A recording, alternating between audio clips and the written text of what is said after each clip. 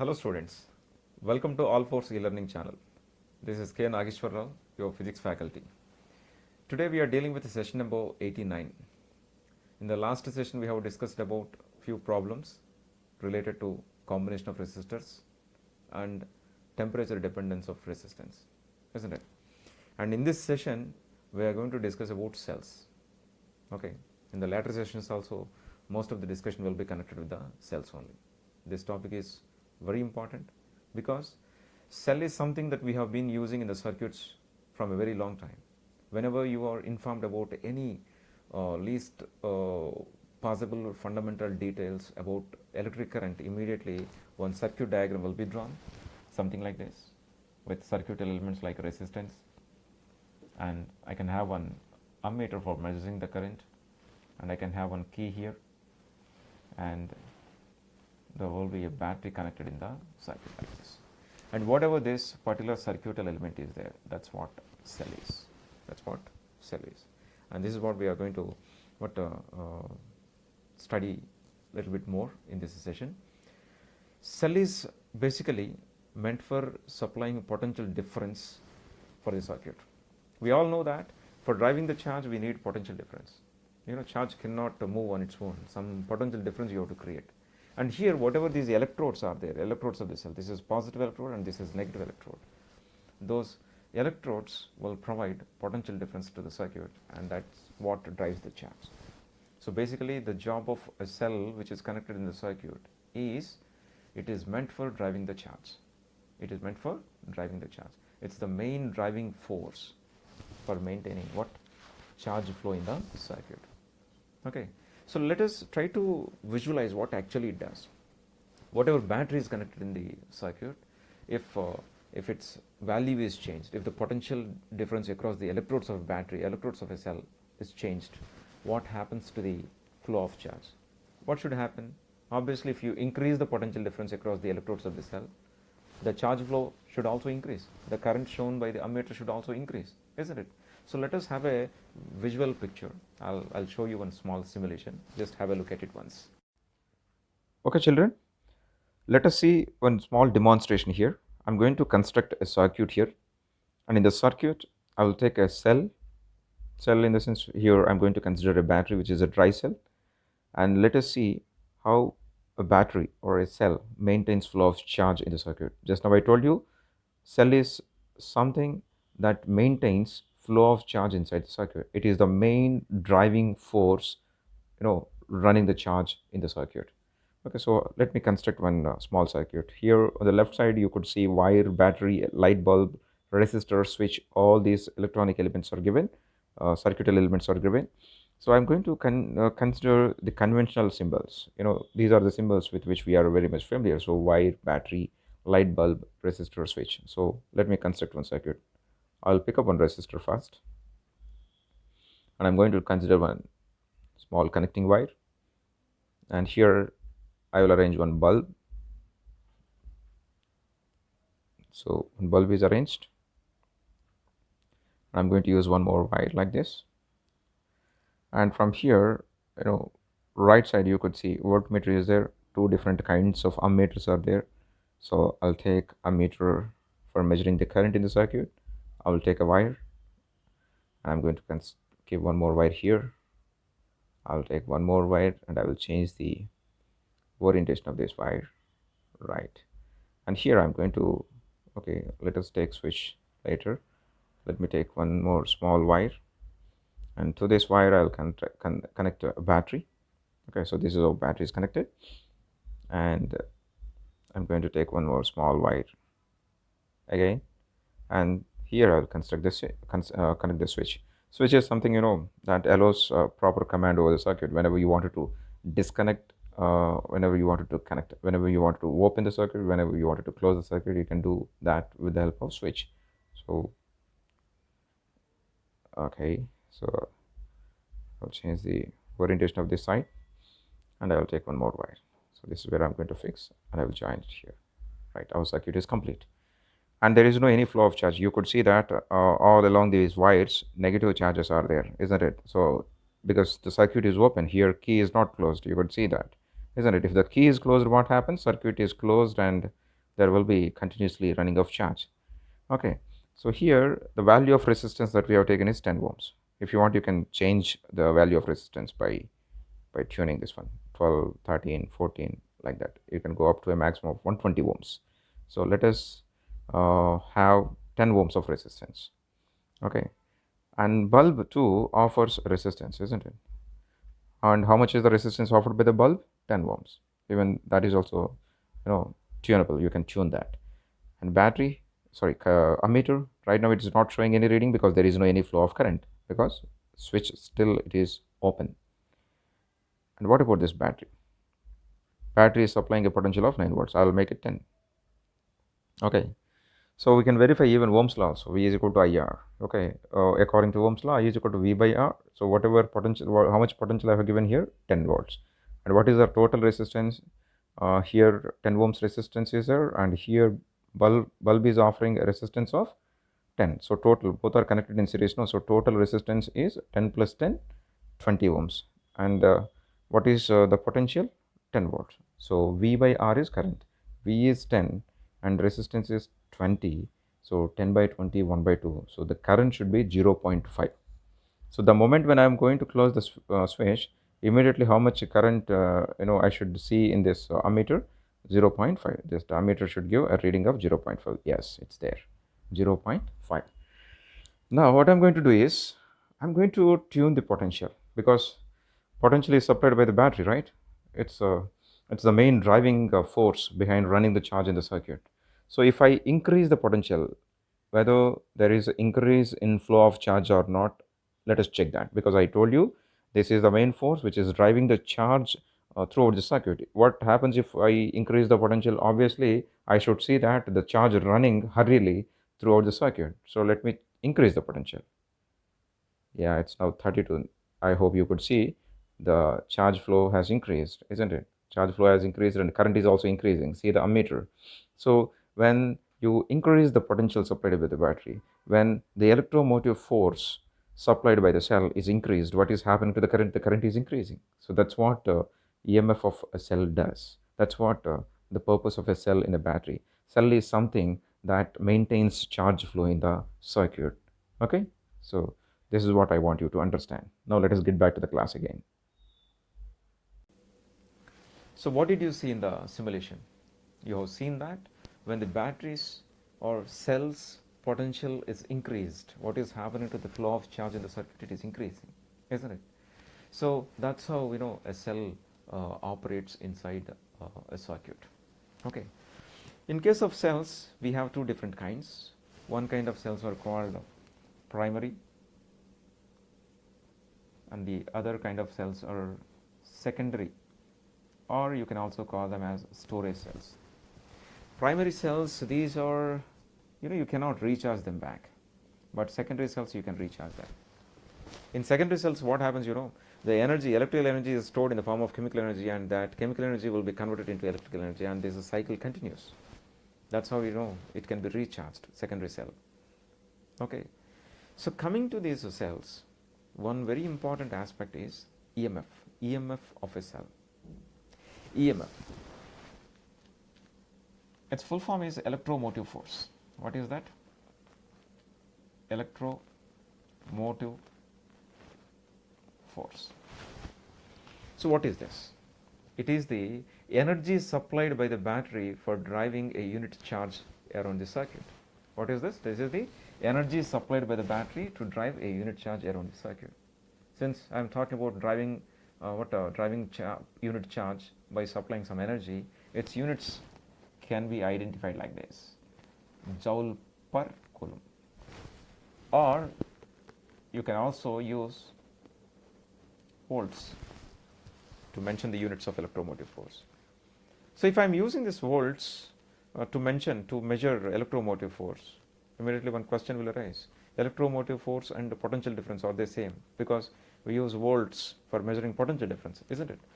Yes, electromotive force and potential both are same, but there is a very small difference. When we actually go very deep into the subject, we will be identifying that difference. I'll tell you that.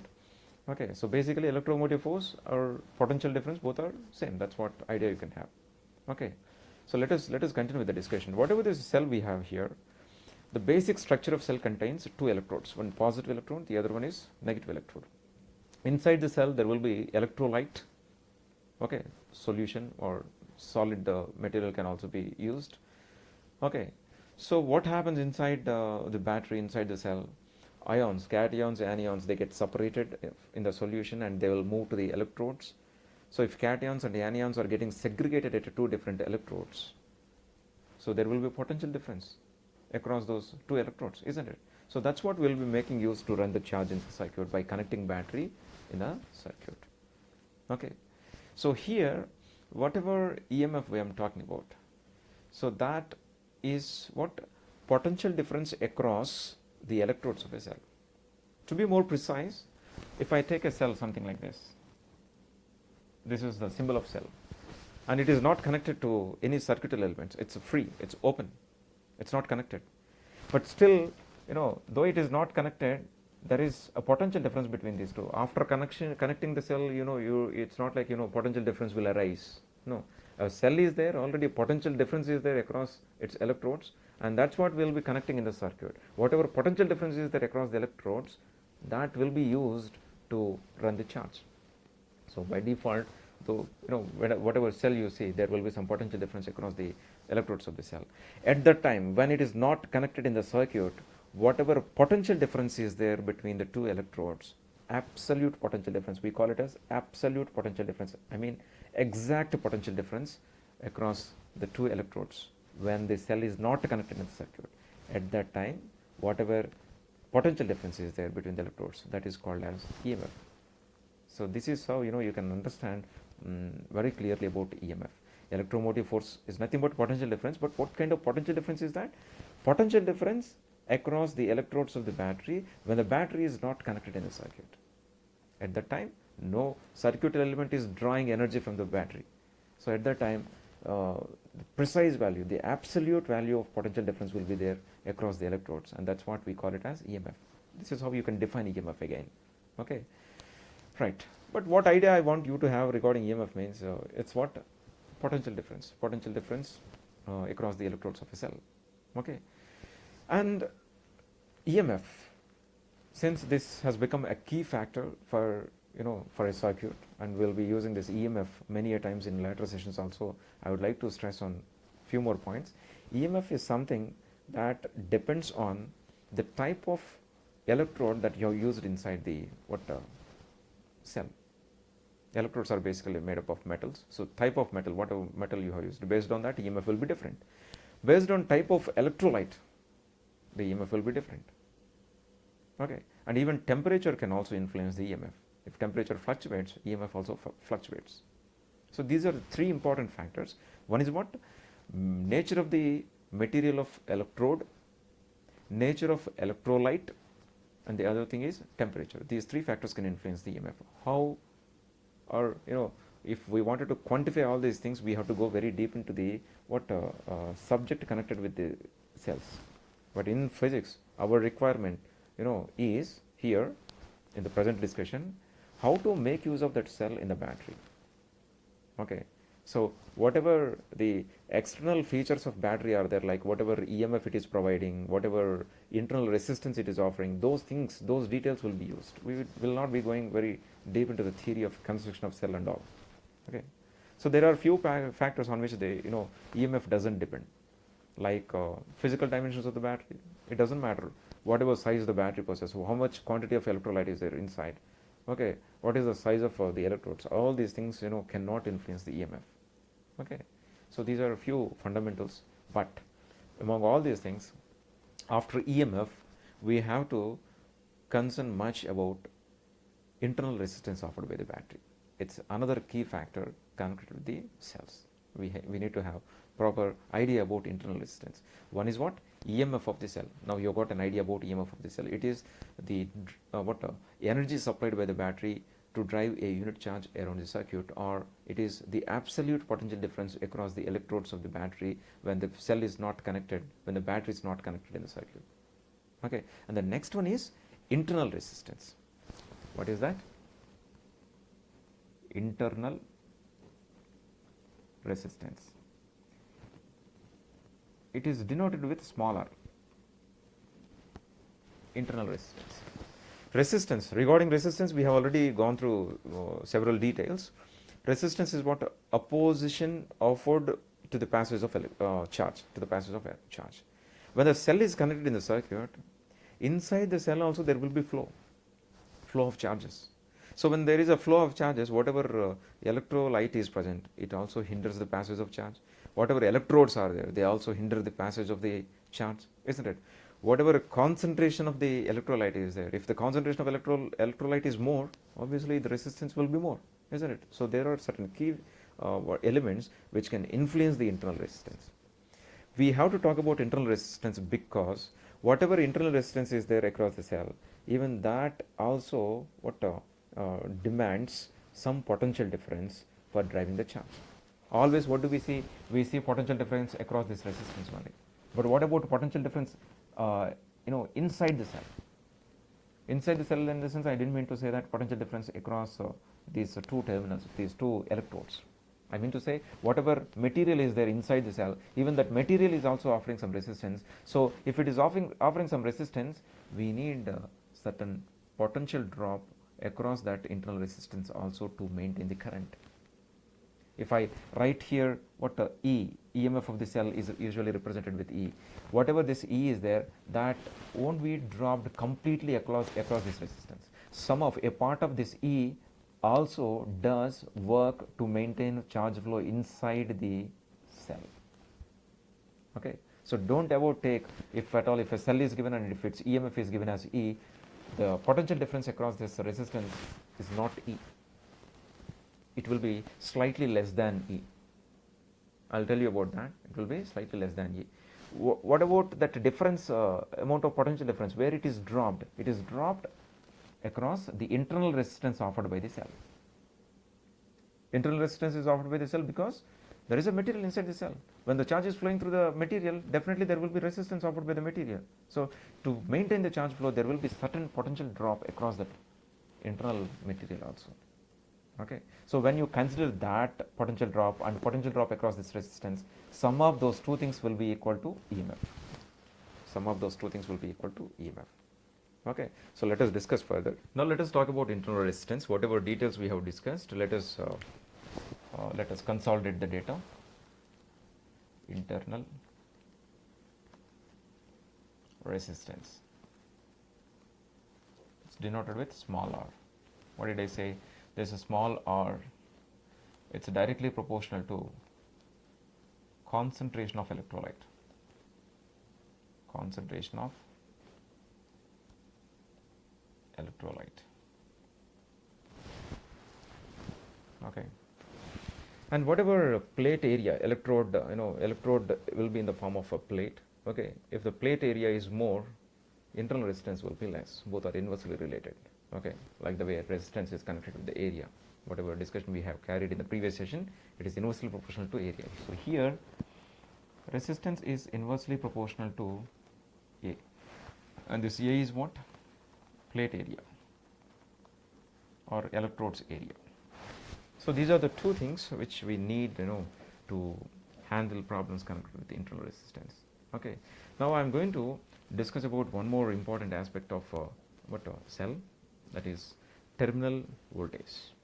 What we have started with EMF, and later we have come to know about internal resistance, and now terminal potential difference or terminal voltage. This is also very important. Terminal voltage. It is denoted with V. For example, there is a resistance and one key is also there. Let us say a battery is connected here. Let the EMF of the battery is E. Resistance of this resistor is capital R. Just now I am talking about, I talked about internal resistance. So if a cell is taken in the circuit, we came to know that it also offers some resistance. So if it is offering some resistance, let me mention that. Let small r be the resistance, internal resistance offered by the cell. So let current I is there, okay, in the circuit. So if I wanted to talk about potential difference across this resistor, resistor, how it can be written? V is equal to IR, isn't it? So this is how I can write potential difference. Whatever V is there, that is potential difference across resistor R. Now, how much potential drop will be there across this internal resistance? Just now I told you, whatever internal resistance is offered by the cell, across that also there will be some potential difference. And here, whatever potential difference is there across this R, that is not equal to E. Try to understand this point. Whatever potential difference is there across this resistor, that is not equal to E. When you add potential drop across this internal resistance to this potential drop, V equal to IR, then you will get E. Okay. So E is sum of the potential drops across the external resistance and the internal resistance. Okay. So I have assumed that internal resistance is R, therefore potential drop across the internal resistor, I can take it as what term? I'll take it as VI, which is equal to I into small r. That's how you can take. Therefore, IR plus I into small r is equal to E. This is how you can write. Okay. So if you wanted to find out what internal resistance is, simply what you can write, you can shuffle this equation. IR is equal to E minus IR and small r is equal to, you can go like that. Or since, if you wanted to write one separate expression for terminal voltage, what you can do, you can replace this IR with V. IR with V. So V plus I small r is equal to E. Therefore, V is equal to E minus IR. So this is the expression for terminal voltage. So if you wanted to define what terminal voltage, you can define like this: the potential difference across the terminals of the cell when the current is drawn or when the energy is drawn from the cell. So when the cell is in action, when it is supplying the energy to the circuit, at that time whatever potential difference is there across the electrodes, that is called as terminal voltage. Terminal voltage. Okay. And from this, what you can express internal resistance as well. See, you can write IR is equal to E minus V. Therefore, from here R can be written as E minus V by I. Like this you can express internal resistance. Okay. So what is the equation for terminal voltage we have derived? V is equal to E minus IR, isn't it? I'm going to shuffle this equation into several forms. All those forms are very useful for us. For example, just now I have written internal resistance from this equation. How it can be written? IR is equal to E minus V. Therefore, R is equal to E minus V by I. This is one important equation. This is another important equation.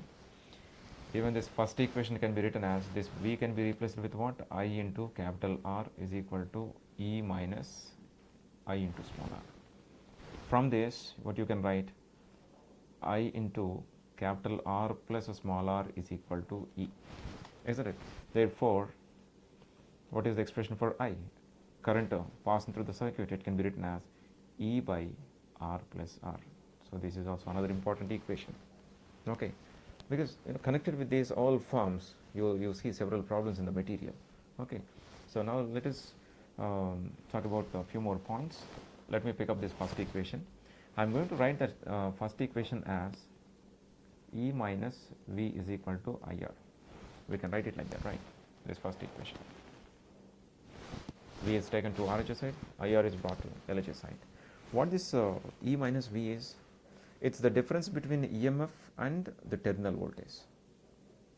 You can call this as lost volts. Lost volts. Why I am calling like that?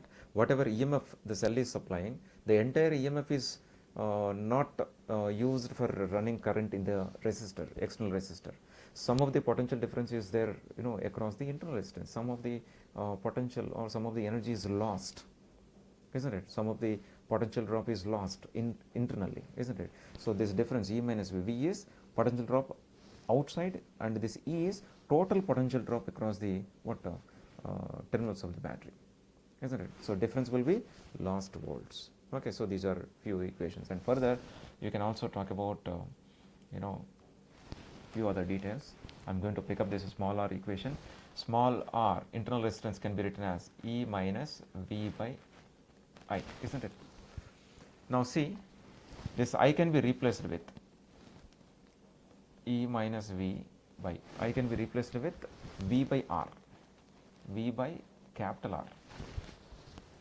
Okay. See, I am doing whatever mathematical treatment, whatever approach I am taking, purely it is destined for deriving few important relations. That's it. This I can also be replaced with what you can, if any internal potential related term is there, with that also you can replace. But here already we have expressed V as what IR, isn't it? So I can be replaced with V by R, isn't it? Now, what is the final form of this equation? E minus V by V into R, and if I divide that with the V, what I will get, internal resistance R is equal to E by V minus 1 into R. This is also one very important equation connected with internal resistance. Okay, here just now we came to know that there is only some useful energy utilized. Some of the energy of the battery is utilized for maintaining the charge in the external circuit. Inside the battery, some of the energy is used, isn't it? So what is the useful energy for us? What is the useful potential drop for us? Terminal potential drop. That is what maintaining current in the external circuit. That is what the potential difference which is there across all the circuitry elements in the circuit, isn't it? So here from E potential, V only utilized. E minus V is lost. I am telling you once again, from the potential difference supplied by the battery, what is that? E, absolute EMF, absolute potential difference of the battery is called as EMF. So in that E, only V is utilized to maintain potential difference across the circuit elements. Rest is lost. So E minus V is nothing but lost. So here useful potential is V and total potential supplied by the battery is E. So when you take ratio between V by E, fractional useful energy, isn't it? What is this? Fractional useful energy. And how it can be expressed? V you can replace with I into capital R.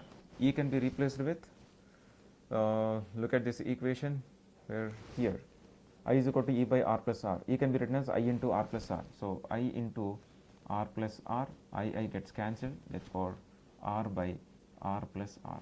If you are supposed to calculate percentage of useful energy, then you have to multiply V by E with 100 and you have to multiply R by R plus R with 100. Okay. Fractional energy lost, if you wanted to find out that, let lost potential difference is VI. What is this? Whatever potential difference is there across the internal resistance, that is VI, that is what lost here, and the total potential supplied by the battery is E. So VI by E. So if I am dealing with the internal potential drop, what I can replace this VI with? I into small r, isn't it? Internal resistance and the current passing through the battery is I. So I into R gives us internal potential drop. Okay. By this E, again it can be replaced with what? I into R plus R. R plus R. I gets cancelled. R by R plus R. And if you wanted to find out what percentage of energy loss, this is what? Fractional energy lost. If you wanted a percentage of energy lost, you have to multiply with this, this equation, this VI by E with 100, and you will get in terms of percentages. So this is some fundamental data connected with cells. You are supposed to remember only this equation, and from this equation you can generate all these things.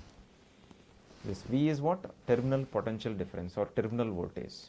Finally, when the battery is connected in the circuit, whatever potential difference is there across the terminals of the battery, that is called as terminal voltage. Okay. From this equation, you can generate all these equations. V is what? I into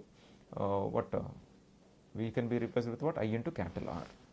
Remember, if you remember these points, you can handle basic problems connected with the cells. So we'll continue in the next session with the grouping of cells and a few other points connected with the cells. Thank you, students.